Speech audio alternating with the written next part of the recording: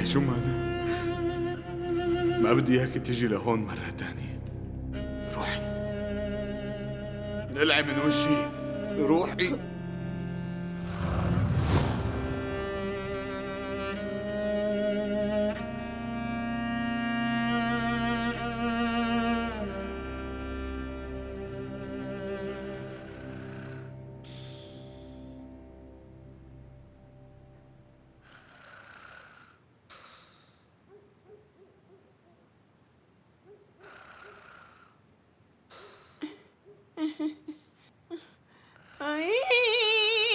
ولي على قامتك شو بتشخري؟ وجعني راسي من صوتك، اسكتي كرمال النبي.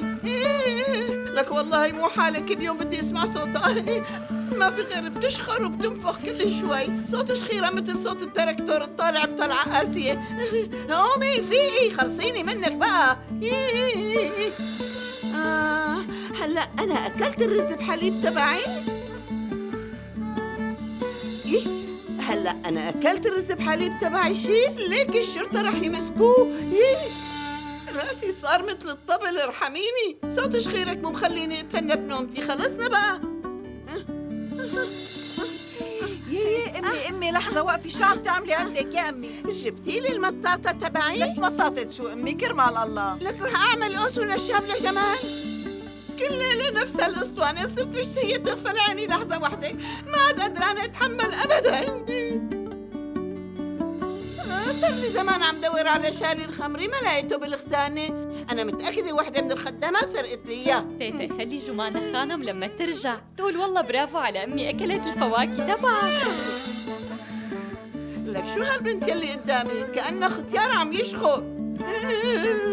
لا هي إذا بتفقع قنبلة جنب راسها ما رح تفيق. خلاص أحسن شيء إنه أنا أطفش. بسيطة، رح أروح على بيت الجبل، حط راسي ونام براحتي قد ما بدي بدون ما حدا يزعجني بصوته.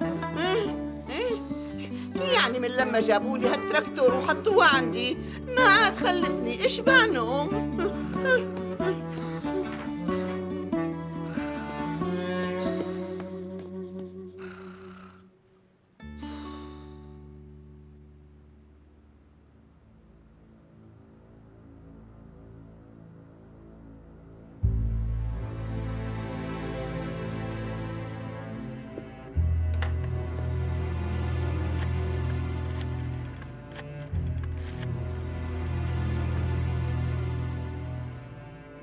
الو، مشفى جغروبا الحكومي.